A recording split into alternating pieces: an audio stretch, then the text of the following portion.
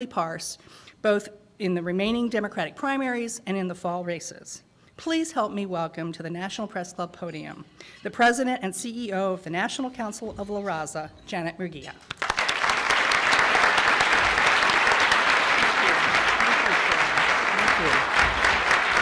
Thank you. Thank you. Thank you. Thank you, Sylvia, for that very kind introduction. This is a privilege and an honor for me to be here today. This is a first for NCLR, and it's a first for me. I can't think of a more important time to be at the helm of NCLR for our community and for our country. Let me start by telling some of you, in case you missed it, that NCLR is the largest national Hispanic civil rights and advocacy organization in the United States. We were founded in 1968 and so are now celebrating our 40th anniversary. We are proud to be an American institution whose mission is to create opportunities for the 45 million Hispanics in the U.S.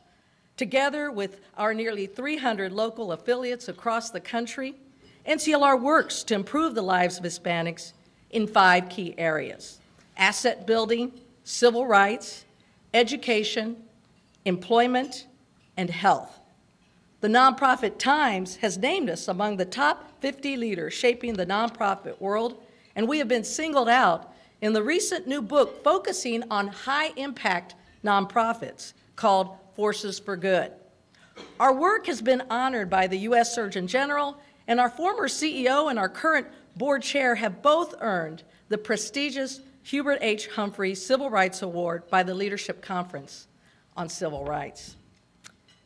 Ordinarily, I would take the honor of speaking before the National Press Club as an opportunity to talk about NCLR's work in helping 23,000 low-income Hispanic families purchase their first homes.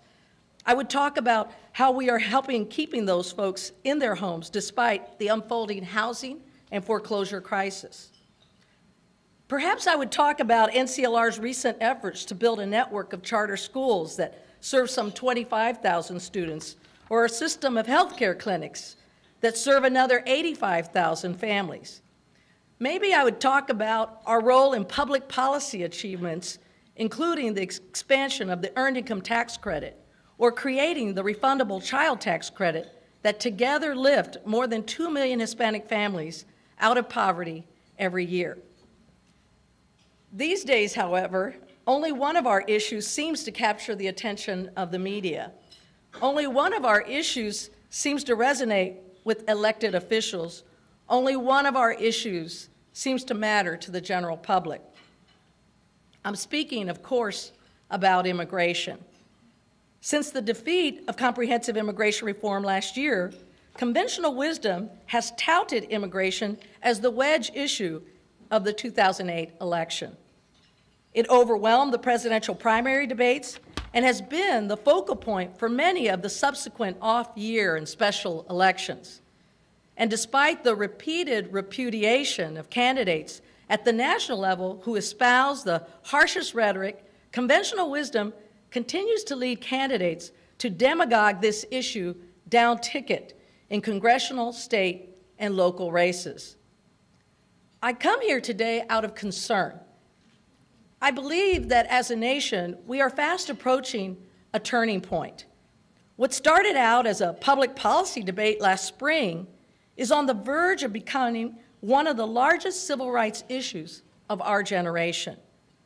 The demonizing rhetoric that surrounds this issue, the hate groups and vigilantes who promote it, the politicians and the media who embrace it, and the passivity of those listening who should stop it, shame our great country. It should shame all of us. Just last week, an editorial in Investor's Business Daily made the absurd claim that there's a real movement out there that feels our Southwest is occupied Mexico. It went on to make the ridiculous assertion that NCLR is a key player in this alleged movement. The night before, CBS and Katie Couric did an expose titled Illegal Immigrant Births at Your Expense and showed a member of Congress challenging the 14th Amendment. Fine. But there was no opposing point of view, no second opinion. This kind of lopsided viewpoint sinks to the level of demagoguery often seen on cable television news and talk radio. But Investors Business Daily, CBS, Katie Couric,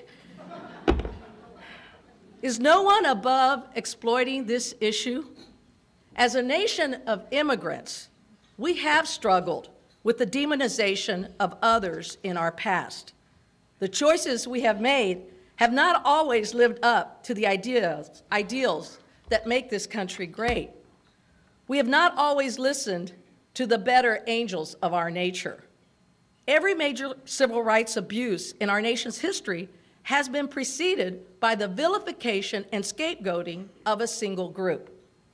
Ask the native peoples who occupied this continent.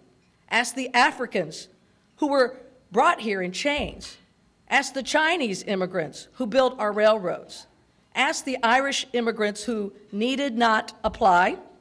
Ask the Japanese Americans who were put in internment camps. And ask the Germans, the Italian, and the Jewish immigrants who repeatedly suffered discrimination at the turn of the last century from people who called themselves patriots. We struggled with immigration then, and we are struggling now. Voices better left on the fringe of political discourse have moved front and center to define the debate.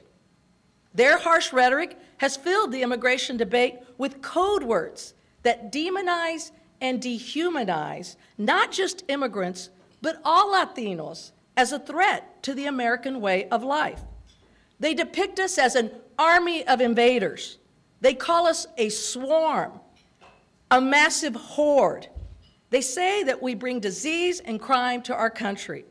But worse yet, they've had a helping hand from the media. A cursory review of network listings shows that spokespeople from hate groups and vigilantes, such as FAIR and the Minutemen, have appeared at least 120 times on cable network news programming over the last 3 years. That doesn't count print, that doesn't count local television, that doesn't count radio. Rarely is their background explored or challenged. Rarely do they appear with an opposing point of view. And if that wasn't damning enough, many of the media's talk show hosts and commentators parrot their hate speech on air. As an organization, NCLR has tried to draw back the curtain to expose those hate groups and extremists pulling the levers and turning the wheels. With the launch of our campaign and website, wecanstopthehate.org, we have challenged the cable television news networks for putting hate groups and vigilantes on the air as immigration experts. It's like having David Duke on television as an expert on affirmative action. You know, we're using this campaign to educate the public about hate groups, about hate speech, and its consequences, because we know that words do have consequences, and hateful words have hateful consequences.